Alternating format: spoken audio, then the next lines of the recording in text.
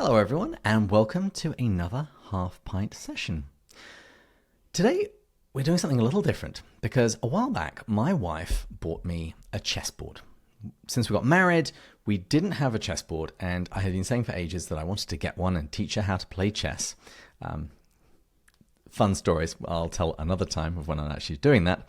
Let's just say my wife isn't a very gracious loser and I'm not a very gracious winner. But anyway, I'd said that I wanted to get a chessboard and my wife bought one for me, but it wasn't your normal chessboard. For example, this is what the king looks like. Now, not only are people going to guess that this is a Narnian chessboard, it's a very specific Narnia. It's based on the BBC adaptations that I grew up with. And it's wonderful, and my wife found it on Etsy, and I chatted a little bit with the creator, and I wanted to bring him on to tell us about his chessboards, because they are all beautiful, and this series in particular. So, Adam Hourican, welcome to the show. Thank you, David. Pleased to be here. Brilliant. Now, attentive listeners will notice that you have a very good accent. It's not quite as good as mine, but it is still kind of beautiful. So, do you mind telling everyone where you're from? I am from County Down in Northern Ireland. At present, I am living in a little village in the Mourne Mountains called Rathryland. Beautiful, I have to say. Very peaceful, quiet kind of spot. I love it. Now, we'll talk about your chess pieces in a moment, but would you mind just telling us a little bit about yourself? Yeah, so, well, as David, as you were saying, my name's Adam. It's hard to know really what to tell. I suppose I'm 51 and I've probably been through every job you can imagine over the years, until eventually I managed to turn my kind of hobby/obsession into an occupation, which in no sense was anything planned. I completely and utterly stumbled into it and then kind of took a leap of faith, and yes, this is now what I do for a living. I make chess sets. Let me see what else might be of interest. I suppose my big kind of thing in terms of even also with chess sets and stuff like that is I quite like the idea that, you know, we can return to, I suppose, a simpler time in certain ways. And for me, for example, you know, for presenting someone with a chess set that they can actually play themselves, bereft of electricity and all of that kind of stuff is just something that really appeals, you know. I don't know if you can see, but I tend to power my house at night with lamplight. So, you know, I really do go for this. Now, did you have a particular interest in chess, or is it all kinds of non-electronic board games? No, it's particularly chess, and it started, I suppose initially, I mean, I think you'll probably remember yourself being from kind of, you know, Britain, that whenever people were taught chess in school, it was generally speaking the kind of top tier of the class were given the opportunity.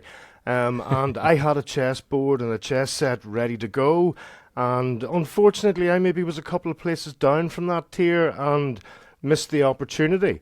And back in the early 90s, whenever Kasparov was playing on the television, I ended up in some friend's house and we were all sitting watching chess and discussing it, and you know, just the enthusiasm people were having for people sitting literally playing chess. I mean, I remember a friend of mine, Neil, was going, look, he's blinking. It's like, right? You know? So it really piqued an interest that people could get so involved in something like this. And a friend of mine who's now passed away, Patrick, he sat me down later on that night, taught me how to play chess. 2 days later, I was as good as I am now, which isn't really very good, but you know, it was enough to get me through. So at that stage, I think I didn't have a lot of money. I was sort of in and out of jobs, things like that. So I wasn't really able to get a kind of a decent chess set for a number of years. And what happened was I saw a beautiful chess set which was advertised as being an Isle of Lewis chess set. The pictures were lovely, lots of depth and differentiation between them.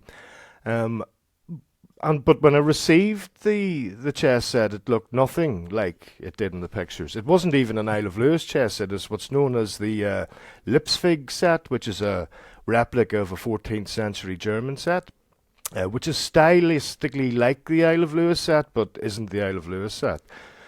The next day I got made redundant, so the money that I had spent on the chess set I very much needed in the coming days, and so the disappointment of not having the money, having the chess set which wasn't as good as it looked in the photographs, really, really, really annoyed me. And during my kind of period of, I suppose, garden leave, if you like, I just obsessed about how could I fix this, what could I do differently. So at that point I went on to a variety of forums and just sort of trailed the internet trying to find out how is this done. Sort of spoke to lots of people from all over the world who all give me their little pearls of wisdom and kind of pointed me in the more or less the right direction for the best part. And then it started. That was in 2013. After that I spent, honestly, eight years before I made a chess set. So 8 years of finding out how to do it, talking to people, sourcing materials. It was just a complete obsession, and I don't know why. I think it was probably financial. It's very costly to get the equipment, and at that stage I was working with polyurethane resin, which is very, very expensive and actually not a great idea, but you have to start somewhere. So at that point I started and I figured out how to make molds from the set that I had bought, and then I managed to create the set that I had bought in the way that I wanted it to look, and that was just amazing at the time. It really was. Just a decade's amount of time and probably an awful lot more money to get all of the pieces to make it. Absolutely, it was strange, so I wanted to do two things. I wanted to copy that set, but as I was going through talking to people, some people were showing me how they, for example, made sets out of plasticine, and then molded them and then cast them in metal or stone or whatever, and I just thought that's an incredibly simple way of doing it. I just never considered that was ever likely to be an option. So I made the Lipsvig set, and I also made my own set, which was terrible. But it was just nice to be able to do it. I would do it so much differently now because I understand that it's usually better if the pieces are kind of wider at the bottom, and thinner at the top, so they're more stable. And these were thin at the bottom and great kind of horned creatures that, good idea, but badly executed. Well, let me just show the camera a few of the pieces from this Narnia chess set. So this is the White Witch, and those of you that have seen the BBC adaptation will recognise that this is her assistant. He's one of the pawns, and if you're on the white team, you get Mr. Tumnus. Kind of lovely. Yeah. So, would you mind just telling us, how do you go about making this? Well, it all depends. Some sets, and that one in particular, is a replica of a very, very rare set that came out just at the time the BBC series was available. And I really went out on a limb to try and source that. So I had to contact a private collector in London, who was able to kind of furnish me with the set. So at which point I set about basically thinking about how you could improve it. I mean, when you see the kind of the factory-made versions, what they lack is definition between the features, So if you're looking at your pieces, you can see that there is darker coloured paint in the indentations and all this kind of stuff. And in factory-made pieces, that simply isn't possible, So from that particular set, I made molds. Then I made my own masters. I mean, because the set was so old, there were a lot of repairs and different things that had to be carried out. So before I was even able to make molds, I had to repair the sets and patch pieces up and do all this sort of stuff. So there's a whole big process in actually making the molds in themselves, After that, at that stage, so your set, I think, from what I can remember, was actually the fifth one of those that I had made. And it's a very difficult set to cast for a couple of reasons. The Queen's crown is quite thin at the top and, kind of prone to breaking at times. Some of for example, if you look at the children, their necks can be quite thin and different things like that. So it's actually quite a difficult set to demold and keep kind of in one piece. So yeah, I actually had quite a number of goes on that. If you consider the weight of Aslan is incredibly heavy. The wardrobe, you nearly need two hands to move that, So it's all about creating a mold that has enough of a sort of a flange, if you like, a surrounding bit to support the weight without it bending and beveling. Because if your molds are too thin, the pieces splay out and become smaller and fatter. And the opposite, if they're too thick, you literally can't get them out of the mold. So as I really, really wanted that set, I put the effort in to make sure that I got it right. Even now, I mean, recently I remade new masters for the set because I was just completely terrified that something would happen to my own masters or my molds or whatever, and suddenly it would be no longer available. And that thought, honestly, I mean, I really, really struggle with that, There are a number of sets that just are so hard to find, and they're not even sets that I sell a lot of, but the people that I sell for that set to in particular are overjoyed to get it, and they take this love of Narnia to this whole other level. I mean, I think one of my customers shortly in and around the time I sold the set to your good lady wife, she sent me this other lady sent me pictures of where they had literally created a Narnia room that you entered through a wardrobe. And in the middle of the room was the chess set, and it was just like, oh my goodness, that is just amazing. Like, that's like, wow, that's a whole other level of just enjoyment. And just for me to be even a small part of what's going on in that room is just fantastic. Like, it really is. So aside from the enthusiasm of crazy people who ask you to make these, what's actually been your own history with Narnia? Well, for me, it's very much around The Lion and the Witch and the Wardrobe. And so I would have read that when I think I read it when I was in P4. But I have my original book, as it so happens. Here it is. It's a little bit battered, as you can see. It's been read that many times. And there it is, Adam Hourican, P5. And for people not in Ireland, what is P5? Primary 5. So I would have been, that's the class I was in when I was 9. Mm-hmm. My mother was a librarian as well, so before even I had my own copy of The Lion, the Witch and the Wardrobe, it would have been something that was read to me regularly by my mum.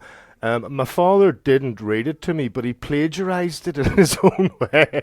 And, he used to tell us tales about Geppetto the mouse and the Ice Queen. It was like, so, yeah. As well as that, I'm originally from Mourne Point, which is 2 miles away from Rostrevor. So Clive and Warney would have holidayed in Rostrevor a lot. And Rostrevor has an annual kind of a Narnia festival. And I'm nearly sure that Clive wrote a letter to Warney sort of citing that the view from the Mourne Mountains when you could look over Rostrevor and see Carlingford Lough kind of was his inspiration for some of the landscape of Narnia. I mean, it's as a child it's very big, but it's not. It's kind of like big and you would think, oh no, but you could actually do it, So I don't know. I think there was I felt like there was a kindness in his choice of landscape, for children. So yeah, I mean, mainly it's in and around the Lion, the Witch, and the Wardrobe. I mean, I just remember the feeling of complete sadness when they left Narnia. I mean, and to the point where I was very, very resistant to reading any of the other Chronicles of Narnia books for a long, long time. And the fact that Mr. Tumnus was frozen, that was nearly unforgivable for me, you know. It just evokes so much. It's just one of those books that people take with them. I mean, in Belfast, you'll regularly see children in the snow playing, you know, pretending that they are in Narnia. I mean, I just think that's such an enduring legacy, and particularly for children, you know, you take that stuff with you forever. You know, it's great. One of my co-hosts is a good deal younger than me. Well, maybe not that much. Maybe I'm making myself sound too old. Either way, he's younger than me. And my claim to fame is the fact that I saw the Chronicles of Narnia BBC adaptation live on TV as it came out. So I have very fond memories for this series. And when you go back and watch it as an adult, the special effects have not aged well. But it still has a certain charm to it. Did you watch it on TV as well, or did you get to see that later? To be honest, it's later that I've watched it. So I think, from what I can gather, the VHS rips of the series are kind of within the public domain, so they're accessible and that's all fine. For me, it was primarily the animation. I think it was the 1970s cartoon. I mean, the local VHS shop had a kind of like a bargain bucket type thing, of which you could get 3 of these particular videos for maybe a week for the price of 1 for a night. And every week I used to, you know, get my father to go down and rent the 3 videos, and that was obviously the one. Every single Sunday, me and my brother used to sit and watch it and wonder what actual Turkish delight tasted like, you know. And what was your reaction when you finally got to taste it? It was years later, and I was somewhat disappointed, to be honest, you know. Not unusual. My dad bought me a Fry's Turkish Delight, and I knew that wasn't the real thing, and I was convinced that there had to be something better, you know, so. I wouldn't betray my family for this. No, exactly. Yeah, aye. But the animation was brilliant, and it's not like lovely kind of old school animation that just you don't get now at all. It's the same as the early Lord of the Rings animated movie that they just hadn't got the money to finish, so they just stopped. You know, it was like, excuse me, there's more to this, you know. But okay, it was just there's just something very charming about it. I mean, and for years and years, I had no idea that Lewis was even a Christian or he'd written any other books. But funnily enough, I do remember that Hideous Strength being on the bookshelf at home. But I never drew a connection between the two of them at all. This doesn't have any lions, witches, or wardrobes. No, you know, I mean, and the cover was quite scary. I actually have them here, not the original. Well, yeah, they were, let me see. Yeah, it was this one.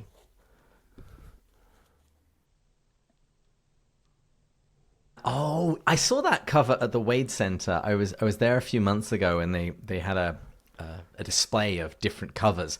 And the Space Trilogy, the Ransom Trilogy, has some really freaky covers. Yeah. I mean, that terrified me as a child. I really did. And I mean, so there was no possibility that it could be from the same author as, you know, my favorite book. The trilogy of books that drove me as a child were, well, not the trilogy. One's a kind of Enid Blyton's Magic Faraway Tree series, The Lion, the Witch, and the Wardrobe, and The Borrowers. I think it's Mary Norton, and just amazing, just amazing. Love The Borrowers so much. Yeah. Do you know, this is really bad. I'm just a complete man-child. There it is. The Complete Borrowers. Wow. Wow. There must be some books then that I haven't seen, because I think I've read 3 or 4 of them. I remember Borrowers Afloat. 6, I think, the original there is. one. Yes. 6. Yeah. Yeah. Okay, I'm going to have to go and hunt those down now, because I have nearly a 2-year-old and a freshly born child. But the 2-year-old, I'm already starting to collect all the books that I want him to read. And they're all the ones I read as a child, which are getting harder and harder to find. But The Borrowers was one that I loved. I just loved the idea of, little people living in our houses and, borrowing stuff from us that we don't need, that, that they can live their lives by. Oh, it's wonderful. A funny one, actually, on the Borrowers front. So my son, when he was very young, I was reading him obviously lots of all the usual stuff, and I'd read him The Borrowers. Now, for the most of the other fiction, he kind of believed that it was maybe possibly true, and it was late one evening, and we were sort of sitting by the fire. I heard sort of kind of some noises, and I says, "Do you think that's a borrower?" He says, "Listen, Dad, borrowers don't exist." It was like. Shocked and stunned. Everything else, it was okay to exist, but for some reason he had a strange adversity to the existence of a borrower, See, that seems to me most likely. Absolutely. Yeah, absolutely. But no, and it shocked me. I was shocked. I think, to be honest, seeing the extent to which sort of children are kind of gadget dependent, it's sort of... Yeah, I think that's possibly a lot to do with it. I don't really, whenever I was growing up, we had 3 television channels in our house. There was no central heating or heating at all. There was a fireplace in every room.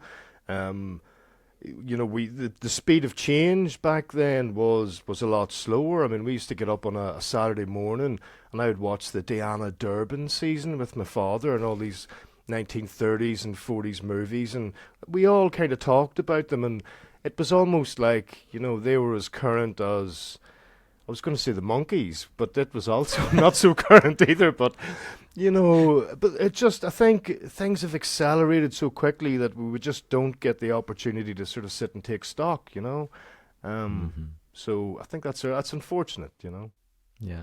And it's one of the things that we're trying to do with the podcast, to get people to read books more slowly and more carefully, for that reason, because we live in an era of binging, whether that's TVs, movies, or, in case, books. Some people do just try and get through them so they can say that they've read it, but why would you rush through a rich, wonderful meal? You wouldn't, and I do. I'm a very slow reader, just naturally, and I like to sort of mull the thought over or the sentence over, and I find myself considering it in an isolated sense and some sort of abstract context later on in the evening, But I mean, I've been very resistant to that kind of stuff. In all honesty, Pints with Jack was the very first podcast I ever listened to, and it was purely on the back of chatting to Marie. And I mean, I had no idea that such a thing was even possible, And so whenever she discovered the chess set, I mean, that was a lady on a mission, it really was. She was so excited, And so anyway, she was more or less excited. She was excited because you would be excited. That was the whole premise. And she says he's such a fan of C.S. Lewis. He's even got runs a podcast. And I was like, and I honestly expected it to be something way more amateur. And whenever I listened to it, I actually listened to it and then watched some of it on YouTube. And I was like, this is really good. Like, this is like, I didn't expect this at all, And I just binged the absolute life out of it, and it sort of introduced me. It's strange, I mean, in Northern Ireland particularly, your choice of religious kind of belief is more of a cultural statement, your cultural identity, and for that reason lots of people are very kind of have issues with considering it, and I was most definitely one of them. And in and around the time that I started listening to the podcast, my landlord at the time decided to sell his house, and I moved to where I'm living now. And the whole kind of background was Pints for Jack, or Pints with Jack, sorry, Pints for Jack. And the thing is, whenever I moved to my house, all I literally wanted to do was lie on my sofa, because it was Christmas and I needed to relax. It'd been the busiest time at work. I just wanted to lie on the sofa and just listen to the podcast and let it kind of wash over me. But it was really interesting to hear people discuss Christian ideas sort of cleverly. and it was just a whole side of things I hadn't thought of, you know. Well, I'm very pleased. You speaking about in Northern Ireland it being more political than anything else. Uh, I think it was it was one of the former guests of the show. He had spent a little bit of time in Ireland, and he said someone asked him, "Are you Catholic or a Protestant?" And he said, "I'm atheist." And then they thought a moment, and they went, "Yes, but are you a Catholic atheist or a Protestant atheist?" This is it, you know. I mean, it's crazy. I suppose it all goes back to the 1600s and the plantation system. So I suppose it's colonialism, really. So you've kind of got where King Charles the First had a series of sort of regulations that in order to be able to rent land, you had to be English speaking and Protestant. So literally, a lot of the Protestant people would have been descending from people who came as a result of that, and the Catholic people would have been the original Gaelic-speaking people who were here originally. So it all goes back to this time. I don't know anyone that was around from back then, so it's way less relevant to me and most people I know. But it is still something that sparks controversy here. For reasons that, in all honesty, I just don't understand, you know. I think just, you know, irrespective of what kind of side of the religious fence you're on, people in Northern Ireland are just really generally quite friendly and nice and giving, and, you know, they'd nearly cross the road to say hello to you, you know. And I just love that. It's just a shame that, you know, we've got such a checkered past, you know. Funnily enough, actually, the next time I'm heading back to Europe, we're actually talking about going to Ireland and getting my family to meet us there, because it's easy for us to fly to Dublin rather than Heathrow from where we live. So since all of my family is now basically around Manchester, we're going to try and convince them to come over to Ireland, and we'll drive around, because I've been there a handful of times and it is a beautiful country. Rains a lot, but it's beautiful. Absolutely rains a lot, you know. Well, now, Dublin, you are, let me see, you're probably about just over an hour's drive to the Mourne Mountains. Maybe an hour and 20 minutes to Belfast. So it's all very, very accessible, you know. Particularly after the United States. We're going to go to a wedding, and it's going to take us, I think, something like 10 hours drive, and most people here don't blink at that. So when you get back to Europe and it's a couple of hours drive, now I think nothing of it. Yeah, I mean, a few years ago, myself and my partner Louise went from here to the West Cork, and to my mind that was a really long journey, and it might have taken us 4.5 hours, you know. Beautiful part of the world, though. Well worth it. Well, before we wrap up, what are some other chess pieces that you've produced? Some of your favourites? My favourites, gosh. Well, my favourite one would be I have an amazing replica set of the Isle of Lewis pieces.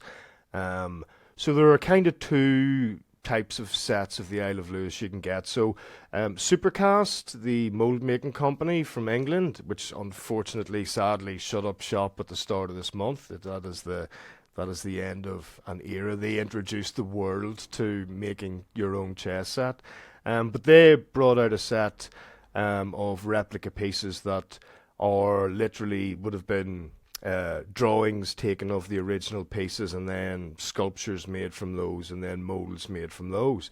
The set that I have, that set, but the other set that I have are from laser scanned copies of the originals.